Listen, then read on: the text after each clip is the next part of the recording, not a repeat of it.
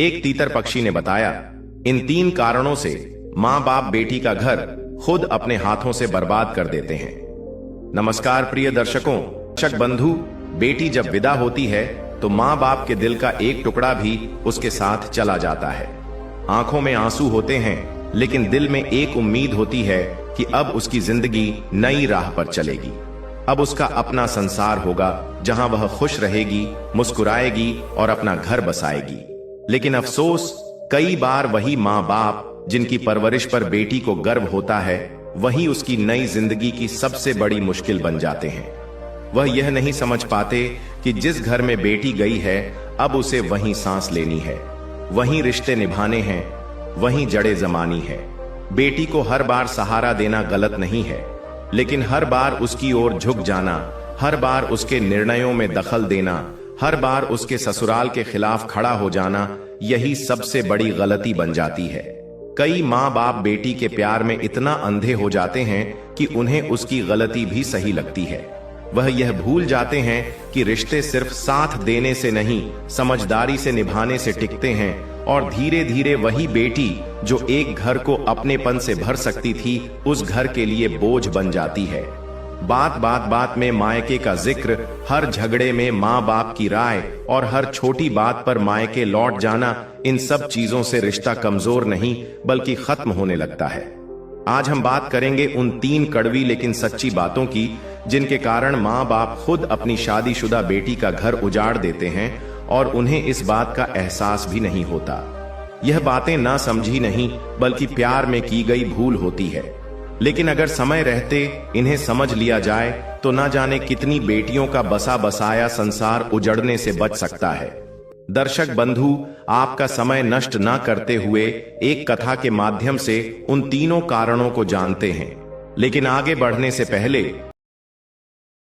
निवेदन है कि वीडियो को अंत तक पूरा देखें, और अगर आप हमारे चैनल पर नए हैं तो चैनल को सब्सक्राइब करें, वीडियो को लाइक करें। तो चलिए कथा शुरू करते हैं। ये कहानी है एक लड़की नेहा की, जो अपने ससुराल में थी। नेहा की मां उसे बार बार फोन कर रही थी, लेकिन नेहा का फोन लग नहीं पा रहा था, कभी बिजी जा रहा था। कुछ देर बाद नेहा ने फोन उठाया तो दूसरी ओर से मां की आवाज आई, हेलो नेहा बेटी, कैसी है तू? मैं कब से तुझे फोन कर रही हूं, तू फोन ही नहीं उठा रही थी। पहले तो तेरा फोन लग ही नहीं रहा था। तू कहां थी बेटी?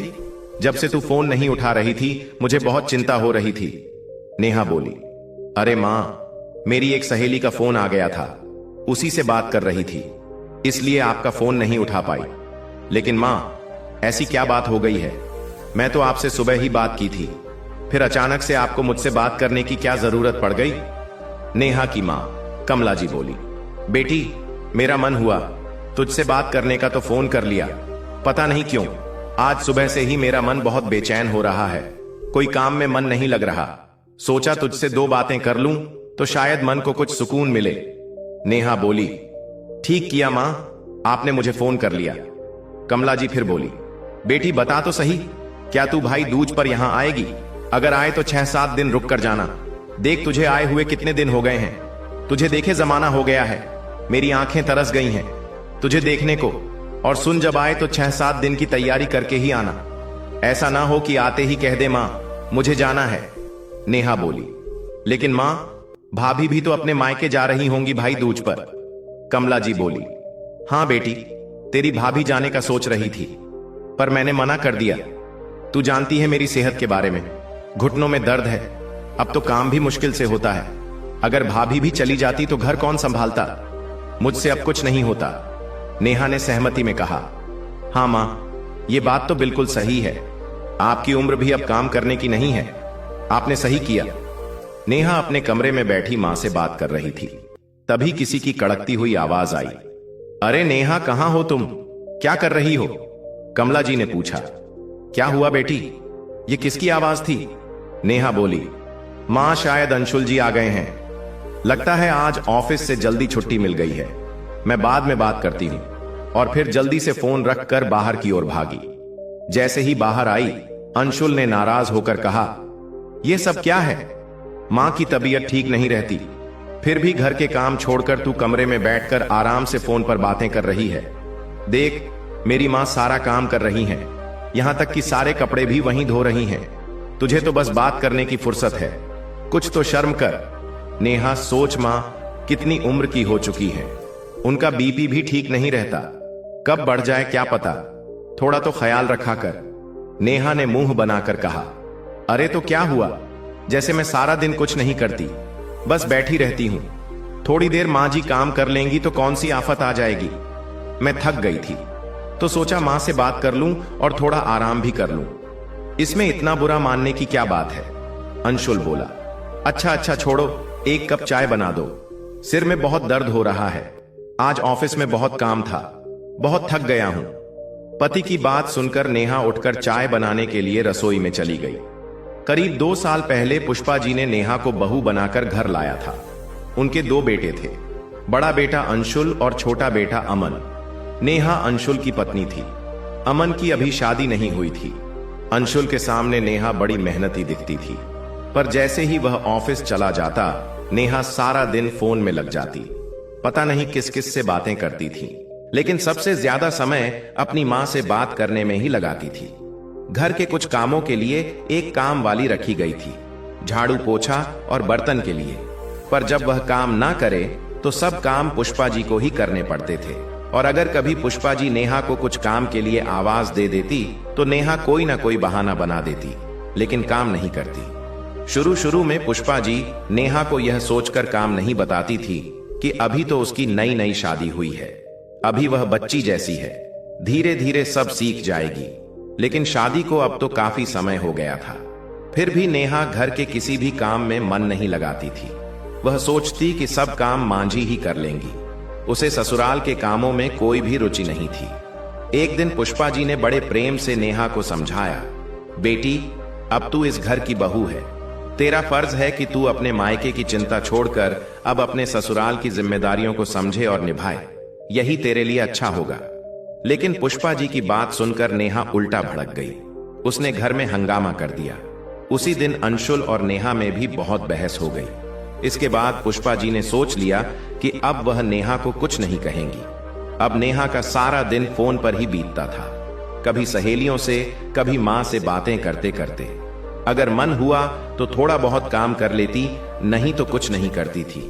पुष्पा जी अकेले ही भगवान का नाम लेकर सारा काम करती रहती, बिना कोई शिकायत किए। लेकिन नेहा भी कोई कम चतुर नहीं थी। जब उसे पता होता कि अंशुल घर आने वाला है तो वह रसोई में जाकर थोड़ा बहुत काम करने का दिखावा करती, वरना पूरा दिन अपने कमरे से बाहर तक नहीं निकलती थी। एक दिन कुछ ऐसा हुआ कि अंशुल अचानक जल्दी घर आ गया। उसने देखा कि उसकी मां काम कर रही हैं और नेहा कमरे में है। तभी रसोई में चाय बनाती हुई नेहा ने पुष्पा जी की तेज आवाज सुनी। हे राम, क्या हुआ मां? कहकर अंशुल भागा और देखा कि उसकी मां फर्श पर गिरी पड़ी है। वे फिसल गई थीं और अब उठ नहीं पा रही थीं। अंशुल ने उन्हें सहारा दिया और कमरे में ले गया। पुष्पा जी के पैर में बहुत दर्द हो रहा था। अंशुल उन्हें तुरंत डॉक्टर के पास ले गया। डॉक्टर ने चेकअप के बाद कहा, भगवान की कृपा है कि कोई हड्डी नहीं टूटी, बस हल्की सी मोच आई है, इसीलिए दर्द हो रहा है। इन्हें अब कुछ दिन आराम की जरूरत है। डॉक्टर की बात सुनकर अंशुल ने राहत की सांस ली और बोला, डॉक्टर साहब, मैं मां का पूरा ध्यान रखूंगा। घर लौटकर अंशुल ने नेहा से कहा, नेहा, डॉक्टर ने मां को 1 हफ्ते तक बेड रेस्ट की सलाह दी है। अब तुम्हें ध्यान रखना होगा कि मां को कोई भी तकलीफ ना हो। नेहा ने हां में सिर हिला दिया। अब 5 दिन बीत चुके थे। नेहा फोन पर अपनी मां से कह रही थी, मां, क्या बताऊं, मैं तो सारा दिन काम करते करते थक जाती हूं और मेरी सासू मां तो बिस्तर से उठती ही नहीं है। मुझे समझ नहीं आता मैं क्या करूं। मेरे हाथ पैर भी अब दर्द करने लगे हैं। 5 दिन हो गए लेकिन महारानी अब भी बिस्तर पर ही है और मैं जैसे कोई नौकरानी हूं, सारा काम कर रही हूं। नेहा की मां बोली, बेटी, मुझे तो लगता है तेरी सास को कुछ हुआ ही नहीं है, बस बहाना बना रही है ताकि तुझसे सारा काम करवा सके। तू ऐसे ही काम करती रही तो उन्हें आराम करने की आदत लग जाएगी और फिर वह कभी उठेंगी ही नहीं। तब नेहा बोली, हां मां, मुझे भी अब यही लगने लगा है। आपकी बात बिल्कुल ठीक लग रही है। इसी वजह से मैंने आज बाहर जाने का मन बदल दिया था, लेकिन अब सोचती हूं चली ही जाती हूं। बहुत सारा काम रुका पड़ा है और सहेलियां भी बुला रही थीं। जब मैं बाहर चली जाऊंगी तो पीछे बैठी सासू माँ खुद ही देख लेंगी क्या करना है। अच्छा माँ, अब फोन रखती हूँ, बाहर से आकर फिर बात करूंगी। घर के कामों को छोड़कर नेहा घूमने चली गई। उसे यही लगा कि अभी अंशुल के आने का समय नहीं हुआ है तो वह आराम से घूम कर लौट आएगी और किसी को पता भी नहीं चलेगा। लेकिन नेहा यह भूल गई थी कि आज डॉक्टर ने सासू माँ को दिखाने के लिए बुलाया था, इसीलिए अंशुल आज जल्दी घर आ गया था। जब अंशुल घर आया तो देखा कि उसकी माँ बड़ी कठिनाई से चलती हुई रसोई की ओर जा रही थी। शायद उन्हें कुछ चाहिए था और घर में कोई था नहीं, इसलिए वह खुद ही पानी लेने जा रही थी। अंशुल ने कहा, माँ, अगर कुछ चाहिए था तो नेहा को कह देती, आपने खुद क्यों तकलीफ उठाई? डॉक्टर ने तो साफ मना किया था। तब पुष्पा जी बड़े ही शांत और स्नेह से बोली, बेटा, मुझे बहुत प्यास लगी थी, गला सूख रहा था, इसीलिए सोचा कि खुद ही रसोई जाकर पानी पी लूं। तभी बाहर से गेट खुलने की आवाज आई। अंशुल ने दरवाजे की ओर देखा तो नेहा हाथों में पर्स लिए ऊंची सैंडल और सज धज में घर में दाखिल हो रही थी। उसकी सैंडल की आवाज घर में गूंज रही थी। जैसे ही उसकी नजर अंशुल पर पड़ी, उसका चेहरा फीका पड़ गया। अंशुल ने पूछा, नेहा, कहां गई थी तुम और मां को इस हालत में छोड़कर क्यों गई? क्या तुम्हें इतना भी ध्यान नहीं कि मां को किसी चीज की जरूरत पड़ सकती है? नेहा बोली, तो क्या करूं? क्या मेरी अपनी कोई जिंदगी नहीं? क्या मैं पूरा दिन बस घर में पड़ी रहूं? नेहा की यह बात सुनकर अंशुल का मन बहुत दुखी हुआ। वह कुछ बोलना नहीं चाहता था, इसलिए अपने गुस्से को भीतर ही दबाकर चुपचाप अपने कमरे में चला गया। इतने में उसका छोटा भाई अमन घर आ गया। वह भी आज जल्दी आ गया था। उसने आते ही कहा, भाभी, बहुत भूख लगी है, जल्दी खाना दे दो, भूख के मारे बुरा हाल हो रहा है। तब नेहा बोली, हुक्म तो ऐसे दे रहे हो जैसे किसी होटल में बैठे हो, कुछ तो शर्म करो देवर जी, मैं कोई इस घर की नौकरानी नहीं हूं जो सबकी सेवा करती रहूं। नेहा की यह बातें सुनकर अमन चौंक गया और यह बातें अंशुल ने भी सुन ली थी। वह अपने गुस्से को रोक न सका, कमरे से बाहर आया और गुस्से में नेहा के गाल पर 2 थप्पड़ मार दिए। उसने कहा, तुम मेरी चुप्पी का गलत मतलब निकाल रही हो, इसका मतलब यह नहीं कि जो मन में आए बोलती रहो। अमन दौड़कर आया और बोला, भैया क्या कर रहे हो, शांत हो जाओ। और उसने अंशुल का हाथ पकड़ लिया। लेकिन नेहा बोली, तो अब मेरे ऊपर हाथ भी उठाओगे? अब देखना, मैं तुम्हारे खिलाफ पुलिस में शिकायत करूंगी। अगर ऐसा नहीं किया तो मेरा नाम भी नेहा नहीं। इतना कहकर नेहा अपने कमरे में चली गई और वहां जाकर अपनी मां को फोन लगाया। इधर पुष्पा जी ने अपने बेटे से कहा, बेटा जा, बहू को रोक ले, कहीं कोई बड़ी बात ना हो जाए। लेकिन अंशुल शांत भाव से बोला, नहीं मां, उसे जो करना है करने दो, अब मुझे कुछ नहीं करना और ना ही उसे मनाना है। आप बस जल्दी से तैयार हो जाइए, डॉक्टर के पास जाना है।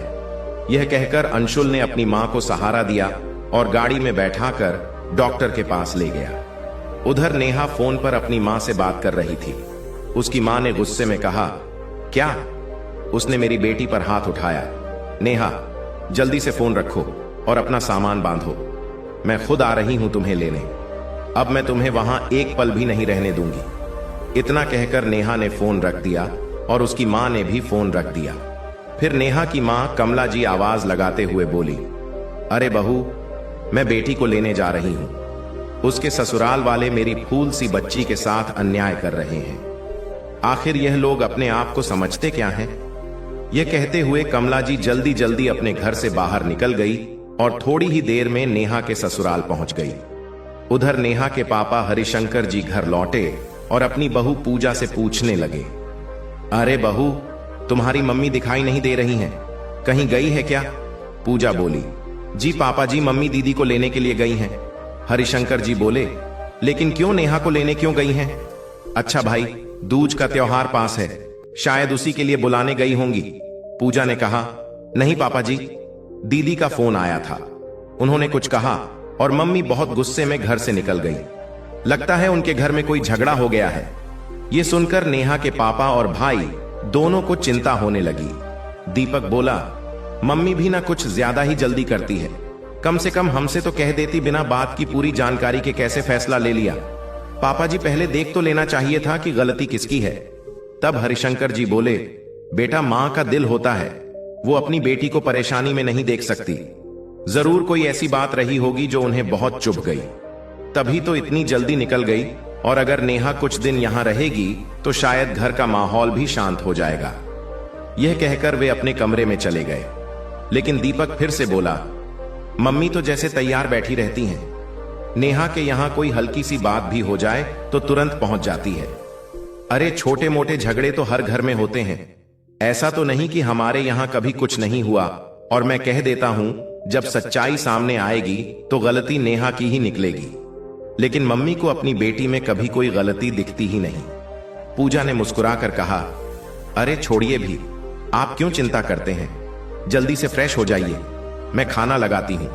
इतना कहकर वह रसोई में चली गई। कुछ समय बाद कमला जी नेहा को लेकर अपने मायके पहुंच गई। घर में नेहा के पापा बैठे हुए थे। कमला जी जैसे ही पहुंची, उन्होंने थोड़ा नाराज होकर कहा, मैं यहां अपनी बेटी की चिंता में पागल हुई जा रही हूं और एक आप हैं जो आराम से बैठे हैं। हरिशंकर जी ने मुस्कुराते हुए कहा, अरे बेटी नेहा, तू आ गई, आ बैठ मेरे पास। पर तुझे आने में इतनी देर क्यों हो गई?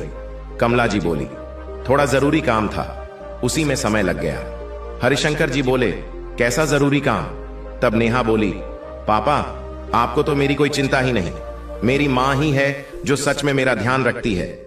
कमला जी बोली, बेटी जब तक मैं हूं तुझे चिंता करने की जरूरत नहीं है। अब देख मैं तुझे कैसे इंसाफ दिलाती हूं और तेरे ससुराल वालों को मैं ऐसा जवाब दूंगी कि फिर तुझे कभी कुछ कहने की हिम्मत नहीं करेंगे। अगर तेरा मन काम करने का नहीं है तो मत करना बेटी, हम तुझसे कुछ नहीं कहेंगे। फिर लविंगली बेटी के चेहरे की तरफ देखकर बोली, बेटी ये क्या हाल बना लिया है तूने? तू तो मेरी फूल सी बच्ची थी, अब चेहरा भी मुरझा गया है और कितनी कमजोर हो गई है। तभी नेहा के पापा बोले, अरे हमने बेटी की शादी की थी, उसे बेचा तो नहीं था। हमें अपनी बेटी को 2 रोटी खिलाने में कोई हिचक नहीं। बेटी तू अपने घर में आराम से रह। कमला जी बोली, बेटी तू यहीं बैठ, मैं अभी तेरी भाभी से कहती हूं कि तेरे लिए खाने पीने का अच्छा इंतजाम करें। नेहा बोली, हाँ मां, मुझे बहुत तेज भूख लग रही है, मैं अपने कमरे में जा रही हूं। आप कृपया मेरा चाय नाश्ता वहीं भिजवा दीजिएगा, मुझे थोड़ा विश्राम करना है। जब थोड़ी देर आराम करूंगी तो मन को थोड़ा पुष्पा मिलेगी। आंगन के उस कोने में जहां एक कुर्सी रखी थी, उस पर नेहा की दादी जी बैठी थी और यह सब देखकर मन में कुछ सोच रही थी। जब नेहा अपने कमरे में चली गई तो दादी जी ने अपने बेटे और बहू को पास बुलाया और कहा, देख बेटा हरिशंकर, जो कुछ तू कर रहा है वह उचित नहीं है। अपनी बेटी को इस प्रकार की बातें सिखाना अच्छा नहीं होता। अगर मैं यह सब अपनी बहू से कहती तो शायद तुझे बुरा लग जाता और वह उल्टा मुझे ही सुनाने लग जाती, इसलिए मैं तुझसे कह रही हूं। हरिशंकर जी ने सिर झुकाकर विनम्रता से कहा, हां मां, आप चिंता मत कीजिए, कुछ ही दिनों में नेहा यहां रहेगी तो सब ठीक हो जाएगा। इतना कहकर वे बाहर चले गए। उधर नेहा की भाभी चाय नाश्ता लेकर उसके कमरे में आई और प्रेम पूक बोली, दीदी ऐसा क्या हो गया था जो आपने फोन किया और मां आपको तुरंत लेकर यहां आ गई? नेहा की आंखें भीग गईं। बोली, भाभी मैं तो रोज प्रभु से प्रार्थना करती हूं कि किसी बहन को वैसी सास ना मिले जैसी मुझे मिली है। पता नहीं वह क्या क्या समझाती रहती है मेरे पति को। जब भी वे ऑफिस से आते हैं, आते ही मुझ पर नाराज हो जाते हैं। और इतना ही नहीं भाभी, वह कभी कभी मुझ पर हाथ भी उठा देते हैं। उन्हें तो मुझ में बस गलतियां ही दिखती हैं। मेरी तकलीफें, मेरा मन कुछ भी नहीं दिखाई देता। बस अपनी मां की चिंता रहती है उन्हें, और मेरे बारे में तो सोचते तक नहीं। नेहा की भाभी ने उसे ढाढ़स बंधाते हुए कहा, अरे नहीं दीदी, अंशुल जी ऐसे नहीं है, जरूर कोई और बात होगी। छोटी मोटी बातें तो हर घर में होती हैं। आपको थोड़ा धैर्य रखना चाहिए था। अगर आप उन्हें समझने की कोशिश करती तो शायद वह भी समझते। ऐसे अपना घर छोड़ देना उचित नहीं होता दीदी। नेहा ने रूंधे गले से कहा, भाभी आपको क्या लगता है कि मैंने समझाने की कोशिश नहीं की? मैं भी चाहती हूं कि मेरा घर बस जाए, लेकिन जब सामने वाला ही ना समझना चाहे तो मैं क्या करूं? अब मुझे कोई मतलब नहीं रहा। भैया तो अच्छे हैं, आपसे ठीक से बात करते हैं, लेकिन सब लोग एक जैसे नहीं होते भाभी। तब पूजा भाभी ने मुस्कुराते हुए कहा, दीदी आप चिंता मत कीजिए, आपके भैया अंशुल जी से बात करेंगे, सब कुछ ठीक हो जाएगा। प्रभु सबका भला करें। नेहा ने फिर कहा, भाभी, जो कुछ मैं सह रही हूं, अगर आपके साथ होता ऐसी सास और ऐसा पति मिलते तो आप तो 2 दिन भी नहीं सह पाती। लक्ष्मी भाभी ने शांत स्वर में कहा। नहीं दीदी, ऐसा मत कहिए। अपना घर बसाने के लिए थोड़ा झुकना भी पड़ता है, और थोड़ा झुक जाने में कोई बुराई नहीं है। सब कुछ समय और धैर्य से ठीक हो जाता है। नेहा बोली। अरे भाभी, मैं और कितना सहूं, आप ही देख लीजिए। मेरी मां तो आपका कितना ध्यान रखती हैं, और एक मेरी सासू मां है जो मेरे पति को मेरे खिलाफ भड़काती रहती है। दूसरों के बारे में बोलना बहुत आसान होता है, लेकिन जब खुद पर बीतती है तभी असली तकलीफ समझ में आती है। जब नेहा ने यह शब्द कहे तो उसकी भाभी चुप हो गई। वह समझ गई कि दीदी को कुछ भी कहना अब कोई लाभ नहीं देगा, क्योंकि वह कुछ भी सुनने के लिए तैयार नहीं है। नेहा की भाभी बस यही कहकर कमरे से चली गई। दीदी, मैं अब खाना बनाने जा रही हूं। पूजा भाभी यह कहकर बाहर चली गई, क्योंकि अगले दिन भाई दूज का पावन पर्व था। वह नहीं चाहती थी कि घर में कोई कलह हो। पूजा ने भाई दूज के लिए बहुत सी मिठाइयां बनाकर तैयार कर दी थी। भाई दूज के दिन नेहा ने अपने भाई को प्रेम से तिलक किया। फिर वह खाना खाकर अपने पापा के साथ अपने कार्य के लिए निकल गए। नेहा की भाभी ने सबको प्रेम पूर्वक भोजन कराया और फिर रसोई की सफाई में लग गई। उधर कमला जी ने अपनी बेटी नेहा से कहा, देखो बेटी, मैंने तुझसे पहले ही कहा था ना कि इस घर में तुझे किसी बात की कोई तकलीफ नहीं होगी। तू यहां चैन से रह सकती है। तुझे तो बैठे बैठे खाना मिलेगा। उधर नेहा के ससुराल में अंशुल के पास एक फोन आया। हेलो, क्या आप अंशुल जी बोल रहे हैं? अंशुल बोले, जी हां, मैं ही बोल रहा हूं। आप कौन? उधर से आवाज आई। मैं पुलिस स्टेशन से बोल रहा हूं। आपके खिलाफ एक शिकायत आई है, कृपया तुरंत आ जाइए। पुलिस स्टेशन का नाम सुनकर अंशुल चौंक गया। उसकी मां पुष्पा जी भी घबरा गई। जब अंशुल वहां से घर लौटा तो पुष्पा जी ने पूछा, बेटा क्या बात थी, क्यों बुलाया गया था तुझे? अंशुल बोला, मां, नेहा और उसके घर वालों ने मेरे खिलाफ शिकायत दर्ज करवाई है। उन्होंने कहा है कि हम उसे परेशान करते हैं, उस पर हाथ उठाते हैं और दहेज के लिए तंग करते हैं। यह भी कहा गया है कि हम उसे जान से मारने की धमकी देते हैं। पुष्पा जी बोली, अरे बेटा, पर हमने तो कभी उससे दहेज के लिए कुछ नहीं कहा, फिर उसने ऐसा क्यों कहा? अंशुल बोला, मां, मुझे भी समझ नहीं आ रहा, लेकिन लगता है वह लोग हमें झूठे केस में फंसाना चाहते हैं। पुष्पा जी ने कहा, बेटा इसीलिए कह रही हूं कि एक बार हम जाकर उनके घर बात कर लेते हैं। हो सकता है बात बन जाए। अगर मामला सुलझ गया तो सबसे अच्छा रहेगा। लेकिन अंशुल बोला, नहीं मां, मुझे उनके सामने झुकना नहीं है।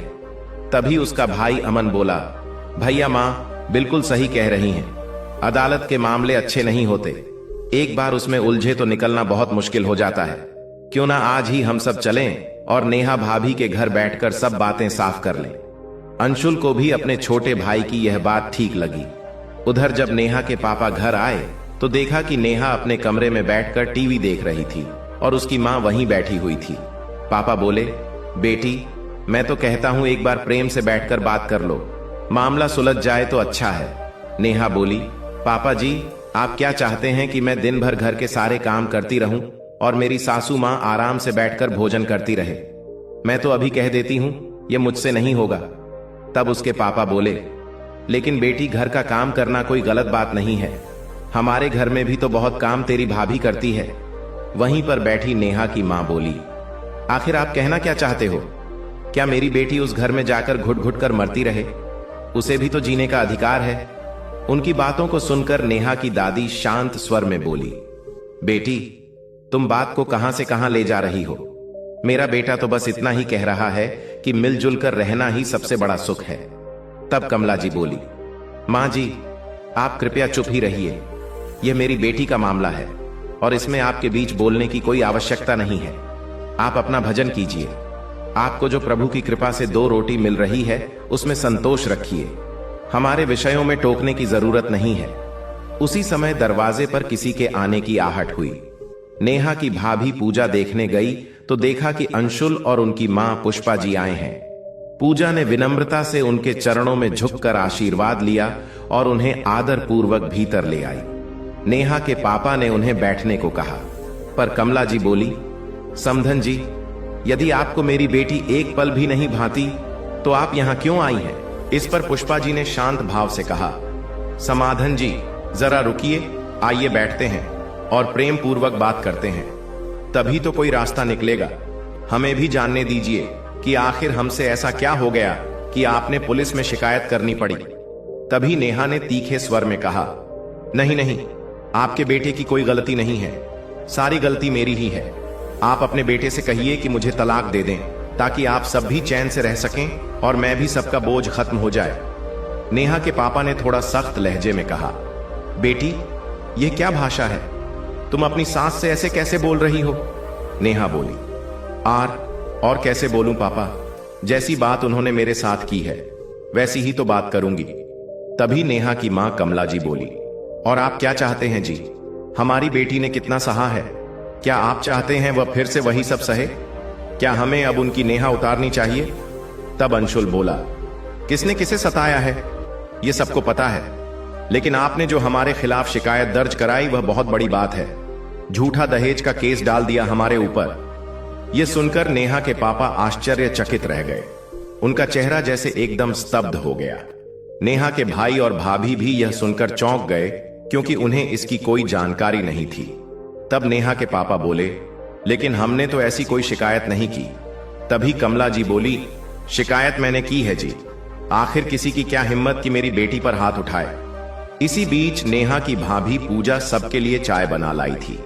पुष्पा जी ने उन्हें देखकर नम्रता से कहा, देखिए बहू भी आपके घर में है, क्या वह अपने घर के काम नहीं करती? क्या वह जिम्मेदारियां नहीं निभाती? अगर हम अपनी बहू से कुछ कह देते हैं तो इसका मतलब यह तो नहीं कि हमें ऐसी कठोर बातें सुननी पड़े। हमने अपनी बहू को कभी अलग नहीं समझा, लेकिन जब वह सारी सीमाएं लांघ जाए तो जवाब देना पड़ता है।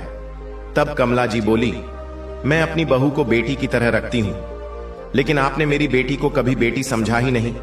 पुष्पा जी बोली, नहीं समधन जी, आप ऐसा ना कहें, हमने हमेशा नेहा को अपनी बेटी ही माना है और यही चाहा है कि वह अपने घर में सुख पुष्पा से रहे। कमला जी फिर बोली, लेकिन आपकी वजह से ही मेरी बेटी की गृहस्थी नहीं बस पा रही है। आप ही तो अंशुल को भड़काती हैं और उसी के कहने पर वह मेरी बेटी पर हाथ उठाता है। यह सुनकर पुष्पा जी बोली, हाँ एक बार उसने हाथ उठाया था, लेकिन तब जब नेहा ने बहुत बदतमीजी की और सारी सीमाएं पार कर दी। समाधन जी, अगर आपको विश्वास नहीं तो अपनी बेटी से ही पूछ लीजिए। तब नेहा के पापा बोले, अरे थोड़ा बहुत झगड़ा तो हर घर में होता है, अगर उसके घर वाले उसे लेने आए हैं तो उसे भेज दो, यही उचित होगा। पर कमला जी बोली, हमने अपनी बेटी की शादी उस घर में करके पहले ही एक गलती कर दी, अब दोबारा उसे वहां भेजकर वह गलती नहीं दोहराऊंगी। और बहन जी, आप कृपया लौट जाइए, मैं अपनी बेटी को आपके साथ नहीं भेज सकती। अब नेहा के भाई दीपक ने भी अपनी मां को बहुत प्रेम से समझाया, लेकिन उनकी मां किसी भी बात को मानने को तैयार नहीं थी और नेहा भी अपने ससुराल लौटने को राजी नहीं थी। तभी अंशुल बोला, मां अब बहुत हो गया, हम अब और नहीं झुकेंगे। मैंने पहले ही कह दिया था मां, ये लोग समझने वाले नहीं हैं। अब कृपया उठिए, हमें यहां से अभी चलना है। जाते जाते शांत जी ने कमला जी से कहा, समधन जी आप कृपा करके थोड़ा धैर्य रखें, समझदारी से काम लीजिए। फिर उन्होंने नेहा के पापा की ओर देखते हुए कहा, समधी जी आप ही कुछ समाधान निकालिए। मैं बहुत उम्मीद लेकर आई थी, लेकिन लगता है यहां तो आपकी भी कोई नहीं सुनता, तो हमारी कौन सुनेगा? अगर हो सके तो उस झूठी शिकायत को वापस ले लीजिए। इतना कहकर अंशुल अपनी मां को लेकर वहां से चले गए। नेहा के पापा बोले, नहीं बहन जी, हम बैठकर बातें करेंगे।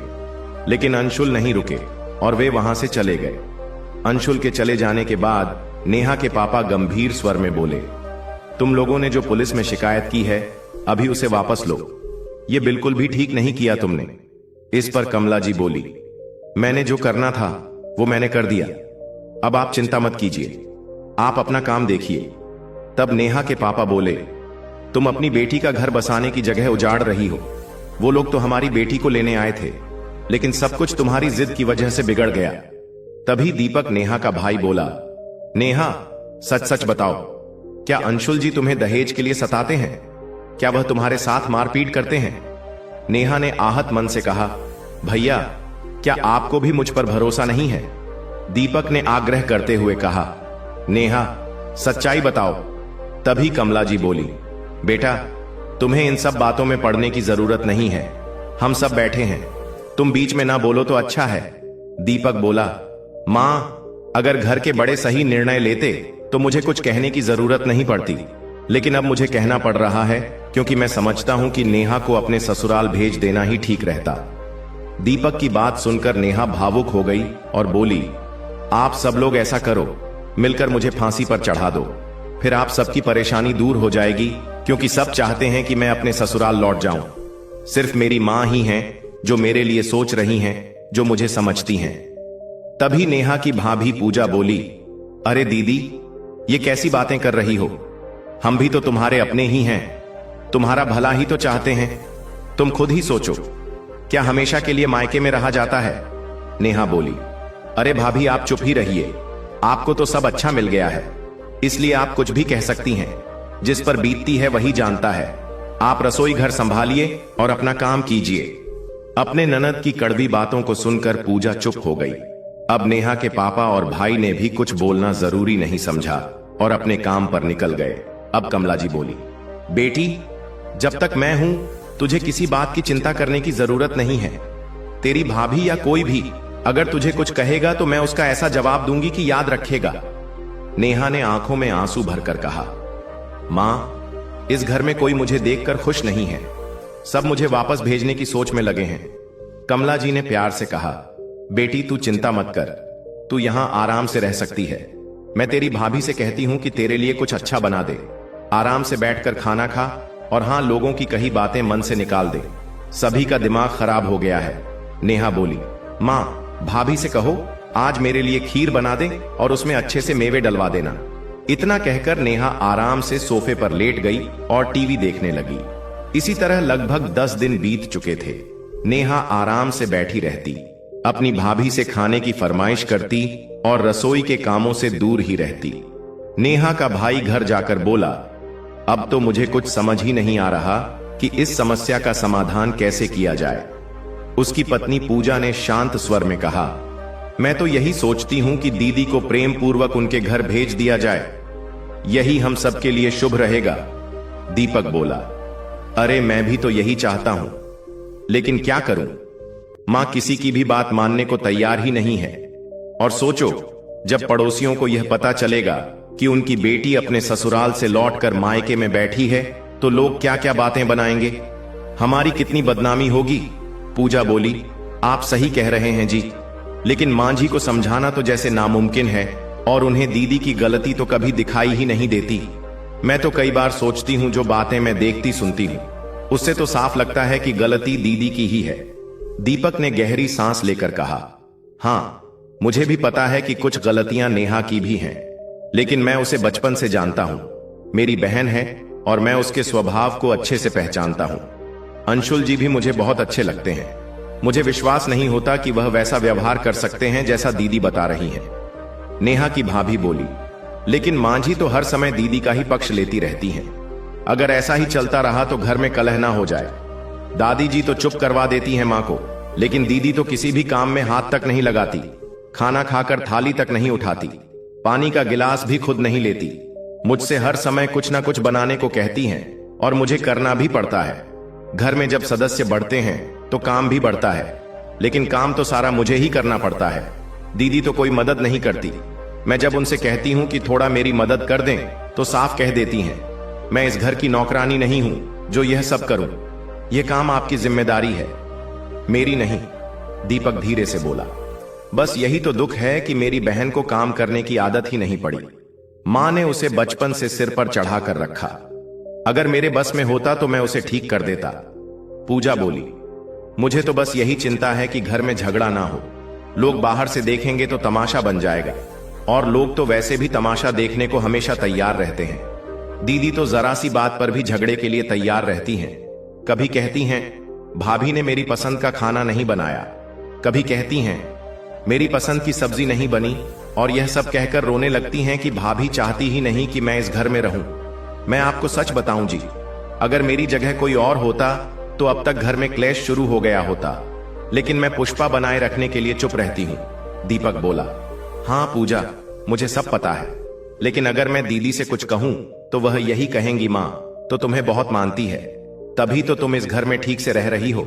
पूजा बोली, मैं सिर्फ इसलिए इस घर में टिकी हूं ताकि बाहर वालों को पता ना चले कि हमारे घर के भीतर क्या हो रहा है, वरना मुझे भी गुस्सा आता है जब दीदी मुझे गलत सलत बातें सुनाती हैं। मैं सिर्फ घर की मर्यादा और सम्मान के लिए चुप रहती हूं। दीपक बोला, तुम बिल्कुल मत बोलना, नहीं तो मां तुम्हारे पीछे पड़ जाएंगी और फिर बात संभालना मुश्किल हो जाएगा। मैं कोई रास्ता निकाल लूंगा, तुम चिंता मत करो। पूजा बोली, ठीक है, आप अपना काम जल्दी खत्म करो और थोड़ा आराम भी कर लो। इतना कहकर दीपक बाहर आया तो देखा कि नेहा अपने फोन में व्यस्त थी। नेहा के पास बैठते हुए दीपक बोला, नेहा, अब आगे का तुम्हारा क्या विचार है? क्या तुमने कुछ सोचा है? नेहा बोली, भैया मैं अपने घर चली जाऊंगी, तुम्हारे ऊपर बोझ नहीं बनूंगी, पर मेरी एक शर्त है।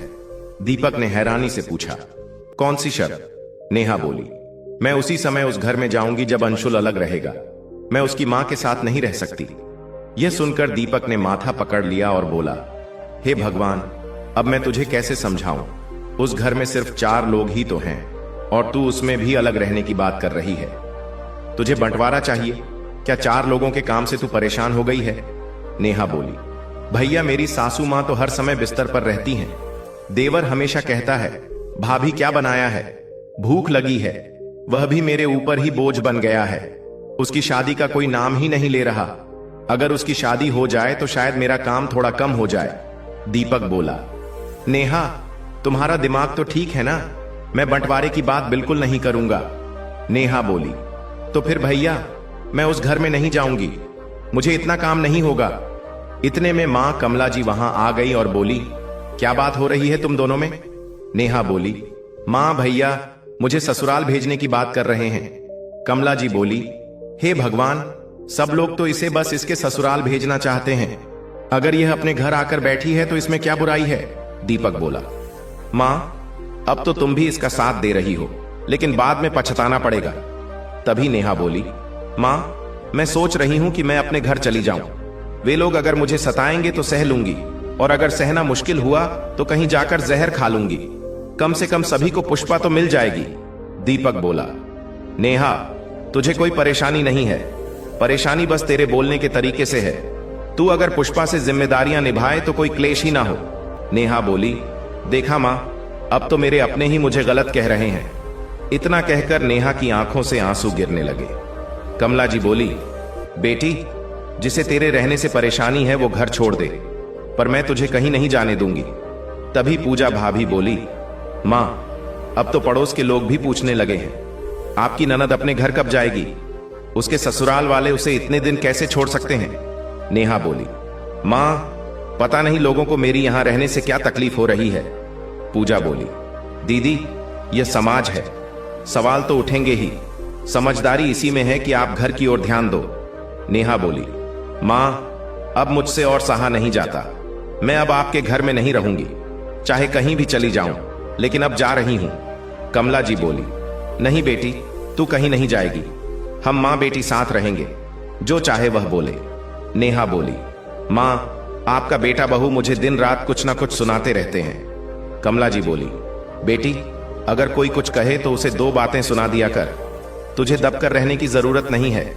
नेहा बोली, मां दबकर रहना तो मेरे स्वभाव में ही नहीं है, आखिर मैं आपकी बेटी हूं, अगर मुझे दबकर रहना आता तो मैं अब तक अपने ससुराल में ही होती।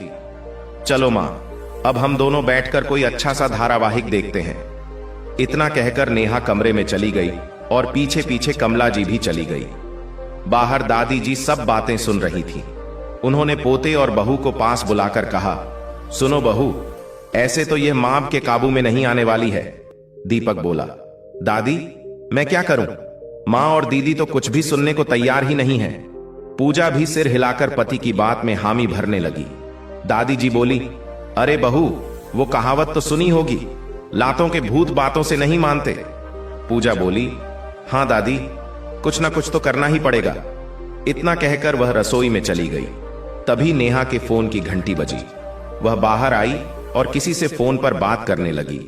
नहीं, बात क्या गुस्से में बोलने लगी, क्या आप लोगों में कोई शर्म बाकी है या नहीं? मैंने कितनी बार कहा कि मैं उस घर में वापस नहीं जाऊंगी, फिर भी बार बार फोन करके क्यों परेशान कर रहे हैं? पूजा ने सुना तो समझ गई कि दूसरी तरफ से नेहा की सास बात कर रही है। वे कह रही थीं, नेहा बेटी, अब से तुझे कोई परेशानी नहीं होगी। मेरा बेटा भी तुझसे कुछ नहीं कहेगा। एक बार सब भूल कर वापस आ जाओ। अब तुझसे कोई कुछ नहीं कहेगा। इतने में कमला जी ने झटपट नेहा के हाथ से फोन ले लिया और बोली, समधन जी, अगर आप चाहती हैं कि मेरी बेटी वापस आए तो एक शर्त है। आपका बेटा अलग मकान में मेरी बेटी के साथ रहे। मेरी बेटी का कोई वास्ता आपसे, आपके बेटे और छोटे बेटे से नहीं रहेगा। तब अंशुल की मां बोली, अरे आप कैसी बातें कर रही हैं समधन जी? मैं अपने बेटे के बिना कैसे रह सकती हूं? कमला जी बोली, तो फिर ठीक है, मेरी बेटी वहां नहीं आएगी। आप अपने बेटे को अपनी गोद में ही बैठाकर रखिए। इतना कहकर कमला जी ने फोन रख दिया। नेहा की भाभी पूजा चुपचाप यह सारी बातें सुन रही थी। वह मन ही मन सोचने लगी, यह मां खुद को बहुत समझदार समझती है, लेकिन इन्हें यह नहीं पता कि समझदारी की असली मिसाल क्या होती है। अब देखना मैं क्या करती हूं। कुछ देर बाद मां बेटी बाजार चले गई। जब वे शॉपिंग करके काफी देर बाद वापस लौटी तो पूजा अपने कमरे में आराम कर रही थी। नेहा ने पूजा को देखा और बोली, भाभी, आपने अभी तक खाना क्यों नहीं बनाया? मुझे बहुत भूख लगी है और आपने मेरे कपड़े भी नहीं धोए, वे वैसे ही पड़े हैं। पूजा बोली, हाँ दीदी, मैंने ना खाना बनाया है और ना कपड़े धोए हैं, और मैं इस घर की नौकरानी नहीं हूं जो सारे काम करती रहूं।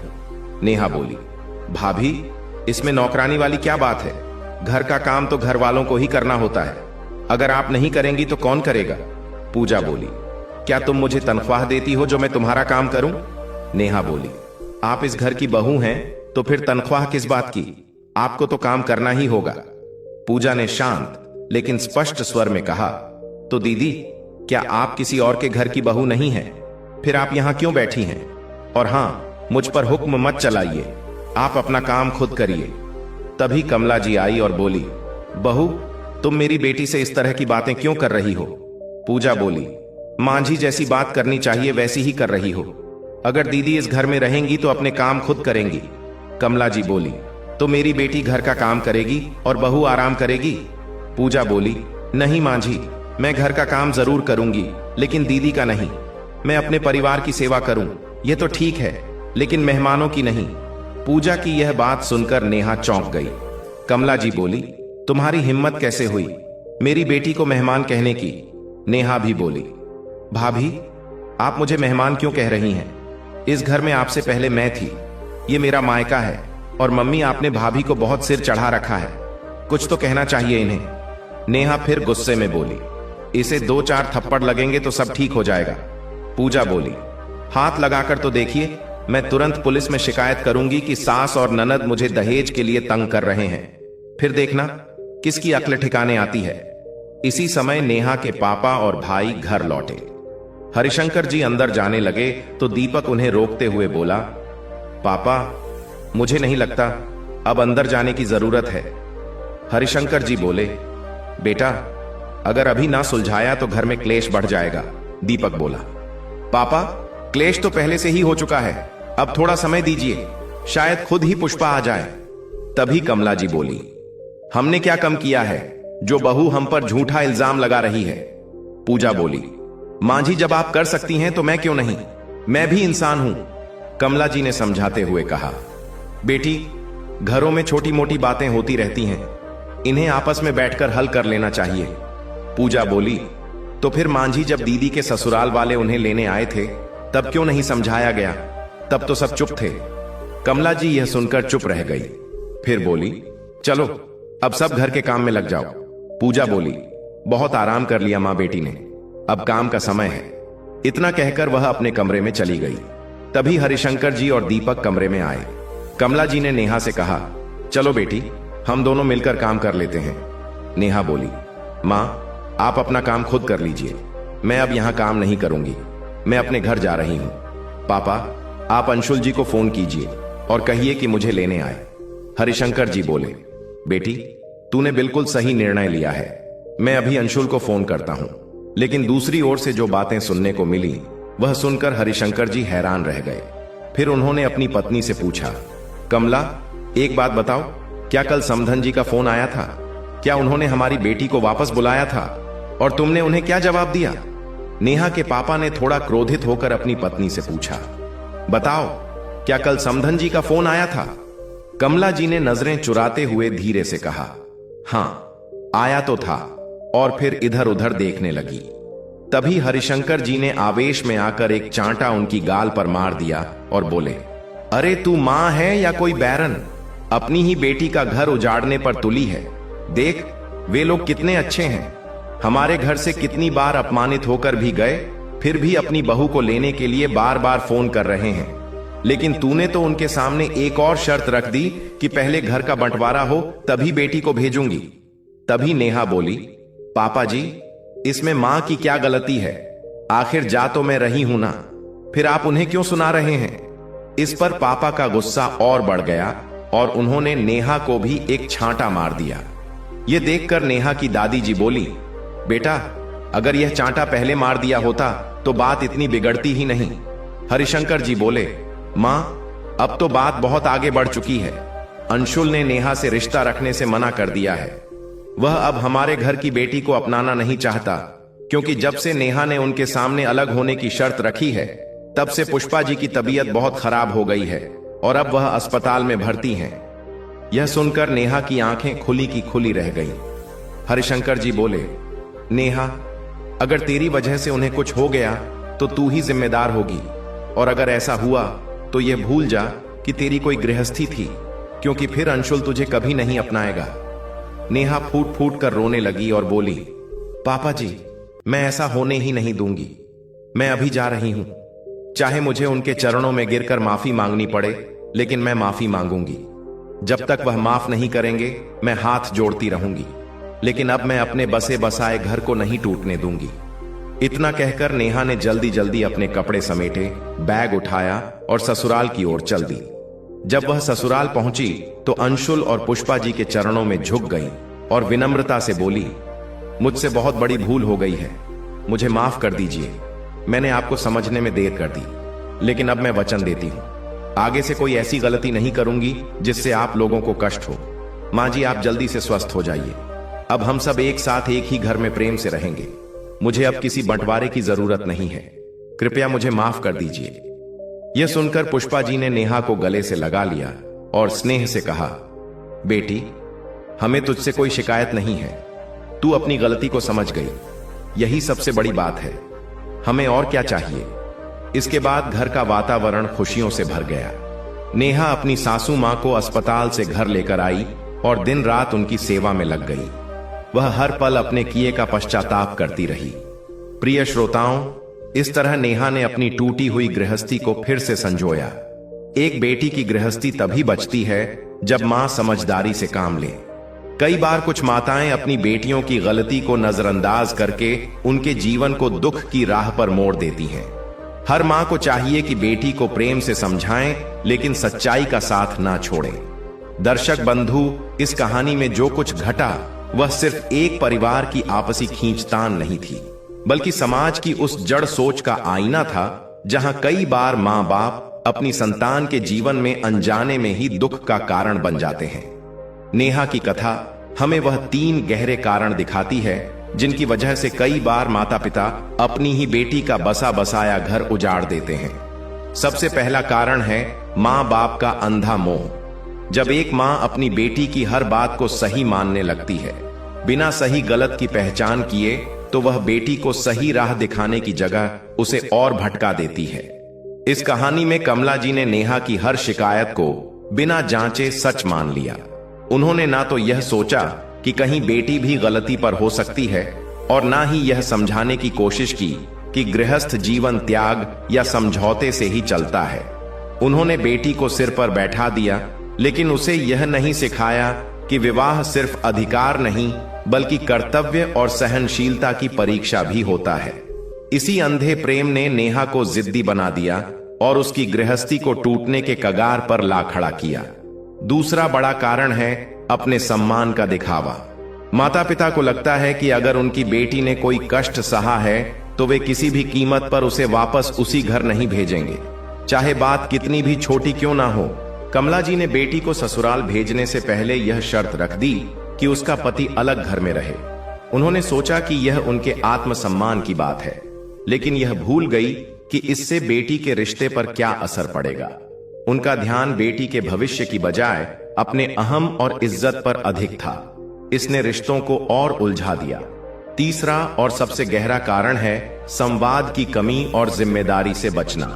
जब भी कोई परेशानी आती है, माँ बाप बेटी के पक्ष में खड़े तो हो जाते हैं, लेकिन वे सुलह सफाई की बजाय टकराव का रास्ता चुन लेते हैं।